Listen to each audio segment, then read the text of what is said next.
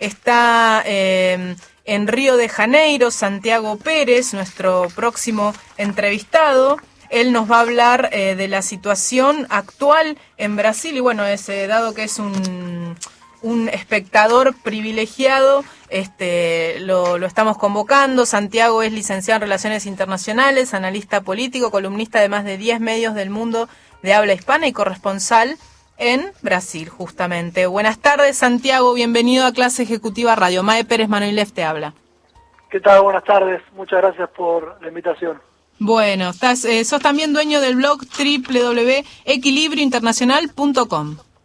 Así es. Ahí escribís tus notas. De hecho, estuve leyendo una sobre las variables macroeconómicas del primer semestre de este año de Brasil, muy interesante. Y bueno, justamente a raíz de eso te convocamos y la pregunta inicial sería, bueno, es un poco también lo estuvimos hablando en las últimas semanas aquí en la radio, te cuento, el tema de Brasil y su marketing y qué tan marketing es y qué tan potencia mundial es. Contanos un poco lo que pasó el último semestre, por ejemplo. Claro, no, sí, efectivamente, los últimos 10 años Brasil realmente creció muchísimo. Creo que alcanzó el máximo nivel de prensa internacional cuando se posicionó como la sexta economía mundial, cuando superó a Gran Bretaña. Ahí realmente muchos observadores prestaban atención a Brasil como por el evidente protagonismo dentro de la economía internacional. Pero ahora, el año pasado y ya estamos presenciando un cierto agotamiento del modelo de crecimiento, una cierta disminución de casi todas las variables, un deterioro de casi todas las variables macroeconómicas, al punto que el crecimiento del año pasado estuvo en el torno del 2%, y para 2013 se viene recortando las proyecciones cada mes que pasa, y en este momento se está esperando solamente un 2,7% de crecimiento, lo cual es bajo para lo que se esperaba en Brasil, también es bastante bajo para lo que se esperaba en Argentina, que siempre se habla del crecimiento brasileño como un evidente impulsor de la economía argentina. Uh-huh. Y luego, si vamos un poco más al detalle, en cada una de los sectores vemos que la bolsa de San Pablo, que es la principal del país, lo que va del año perdió un 22%, y ya se da por sentado que el 2013 va a terminar en números rojos. Es muchísimo eso, ¿no es cierto? 22% es una barbaridad. Es realmente una caída muy fuerte. Eso, perdóname, Adrián Sapri te pregunto, asociando esto es porque el centro del mundo está absorbiendo dólares, entonces salen dólares de Brasil, por lo tanto venden acciones y por eso bajan. Bueno, efectivamente hay un factor, puntualmente en lo que sucede con el real se depreció 9% en lo que va del año. El movimiento del real responde a cuestiones locales, pero también cuestiones internacionales. Las expectativas en torno a una reducción de los estímulos de la Reserva Federal hizo que se deprecien las monedas de casi todos los países emergentes, de Turquía a Sudáfrica y Brasil, digamos. Así que el movimiento del real no solamente está ajustado a las condiciones locales, digamos, pero sí, evidentemente hay una vinculación. Y después otro factor muy importante es el déficit que está teniendo Brasil en cuenta corriente, porque la moneda que estaba sobrevaluada, y a pesar de la devaluación del 9% sigue estando sobrevaluada, hizo que se disparen las importaciones, lo cual ha elevado el déficit fiscal fuertemente y ha puesto en rojo la balanza de pago, ¿no? Uh-huh. Sí, en los últimos años hubo más de 40 millones de brasileños que entraron o que pasaron a pertenecer a la clase media, o sea, salieron de la pobreza. Y al mismo tiempo, bueno, lo relaciono a esto con la crisis, o con las protestas masivas que hubo recientemente en el país. ¿Vos creés justamente que ese crecimiento o ese crecimiento de la clase media y que no fue acompañado por, digamos, infraestructura, educación y quizás empleo, por ejemplo, fue la causa de los disturbios que hubo en el país? Sí, absolutamente. ¿Cómo lo La nueva viviste clase vos desde media, ahí? las 40 millones de personas que ingresaron a la clase media, evidentemente vieron satisfechas necesidades que antes, necesidades básicas que antes tenían, y evidentemente la sociedad brasileña, esa clase media que ya supera el 50% de la población por primera vez en la historia del país, está demandando está con nuevas demandas ante el Estado. Es decir, en las manifestaciones se vieron muchos reclamos con respecto a la calidad de los servicios públicos, a la calidad de la educación, a la calidad de la salud, no tanto reclamos económicos. Quizás el único aspecto, si se quiere, económico fue el disparador de la protesta, que fue el aumento de los precios del transporte. Pero si uno hace un análisis más macro de las demandas ciudadanas, están más vinculados a la calidad de los servicios prestados por el Estado, el hartazgo que hay en la sociedad brasileña con respecto a los escándalos de corrupción, que son realmente increíbles, que digamos que el caso de Lázaro Báez es un poroto comparado con las cosas que suceden aquí. Así que la sociedad reclamó más institucionalidad, más lucha contra la corrupción y mejor calidad de los servicios públicos. Santiago, un par de preguntas. Una económica primero y después la política, que es lo que estás hablando vos.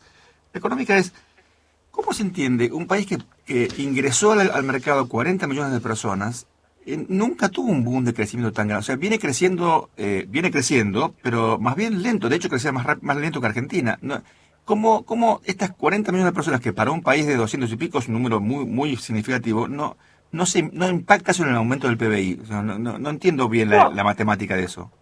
El PBI brasileño aumentó mucho durante los últimos, diría, 13 años. Más o menos, ¿de cuánto, en qué porcentaje promedio? Sí, las tasas estuvieron en torno al 7 y 8% anual. Inclusive si vos tenés en cuenta que sí, si bien probablemente en los últimos 10 años Argentina creció igual, en cifras, no tengo el número exacto, pero en cifras similares a la de Brasil, no hay que dejar de tener en cuenta que en el 2001 Argentina, el PBI cayó 25%. Recién ahora estamos llegando al punto que Argentina tenía en el año 98. Es decir, que Brasil en el 2001, digamos, en esa época que la crisis argentina siguió creciendo, digamos. Entonces, si uno toma los últimos 20 años, la diferencia es muy fuerte. No, la política es...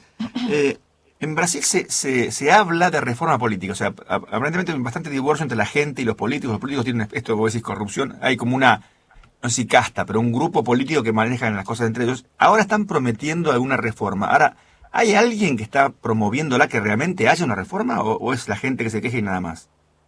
Bueno, como vos bien decís, la clase política acá está bien identificada. Es una especie de oligarquía política, por usar la palabra, que siempre se hace referencia a Brasilia. La gente que está en Brasilia son los políticos corruptos, etcétera. Pero sí, el gobierno está intentando una reforma política, está en el debate si se va a hacer por medio de un plebiscito, por medio de una consulta popular o no. Yo creo que el gobierno está intentando, el gobierno de Dilma ha logrado en un punto responder a las demandas, ya que casi todos los aspectos que reclamaban las protestas, el gobierno las intentó abordar. Es decir, incrementó las inversiones en educación, fomentó un proyecto que lo del 75% de los royalties del petróleo van a estar asignados directamente a educación, el otro 25% va a estar directamente asignado a la mejora del transporte urbano, que era otra demanda.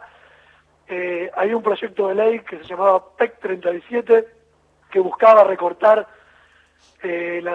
las facultades del Ministerio Público Federal, que era un órgano responsable por investigar la corrupción. El gobierno archivó ese proyecto de reforma del PEC 37, y la reforma política va en ese sentido. Está dentro de un marco de muchas reformas que el gobierno está intentando impulsar para de alguna manera responder a la demanda de la calle y bajar la conflictividad social, más luego de las encuestas recientes que muestran una caída en la imagen de Dilma Rousseff. Ahora, ¿cuál va a ser el alcance de la reforma política? Hay que esperar, porque está en pleno debate en Brasilia este tema, y y el Partido de los Trabajadores está negociando con otras fuerzas, así que no sabemos muy bien hasta dónde se va a llegar con la reforma. Y una última, todos leímos esto de la caída violenta de la imagen de Dilma. Dilma cayó, ¿quién subió? Y ese es un gran desafío para el año que viene, que en el 2014 son las elecciones presidenciales. Toda esta crisis política no está siendo capitalizada por ninguna fuerza opositora. De hecho, las manifestaciones prácticamente no se vieron presencias partidarias, así que evidentemente ese es un gran tema para el año próximo, cuando haya elecciones. ¿Quién puede capitalizar este descontento? Porque los que en última instancia pueden llevar adelante las reformas son los partidos políticos. Santiago, ¿cómo están las calles de Río hoy y la gente más allá de las calles, no? Bueno, ayer por la noche aquí en Río de Janeiro hubo manifestaciones, las movilizaciones siguen, por ahí no con la intensidad y la masividad de hace 2 semanas, pero siguen puntualmente aquí en el barrio de Leblon, donde reside el gobernador de Río de Janeiro, Sergio Cabral. Hay un movimiento que están acampando hay un grupo de personas bastante grande acampando a la puerta pidiendo la renuncia, y ayer la policía por la noche arrojó gas lacrimógenos y balas de goma, y hubo ahí una situación de tensión, así que evidentemente las protestas siguen, la tensión sigue, un poco más disminuido, pero me parece que el conflicto todavía dista de una resolución. Y bueno, con respecto a la ciudad en general, la dinámica urbana no se vio afectada de manera, digamos, definitiva por las protestas. En la Copa de las Confederaciones, ¿cómo se manejó el tema? La Copa de las Confederaciones, esto estalló a la mitad de la Copa, cuando la Copa dio por la mitad, y la policía, y la respuesta fue un fuerte operativo de seguridad, que no solamente incluyó a la policía, sino también a las Fuerzas Armadas. Puntualmente en la final, que fue el partido entre Brasil y España acá en el Maracaná, varios batallones del ejército estuvieron en las inmediaciones del estadio, así que fue un estricto control de las fuerzas de seguridad y Fuerzas Armadas. De hecho, se vieron barcos de guerra prácticamente navegando por la costa, y se espera lo mismo ahora para la llegada del Papa, que viene pronto, y ni que hablar para la Copa del Mundo, ¿no? Claro.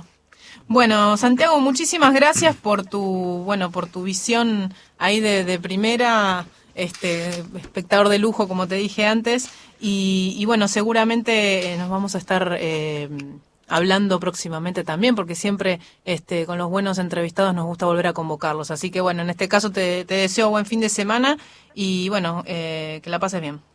Chao. Bueno, te agradezco mucho. Gracias. Gracias, Santiago Pérez, desde Río de Janeiro.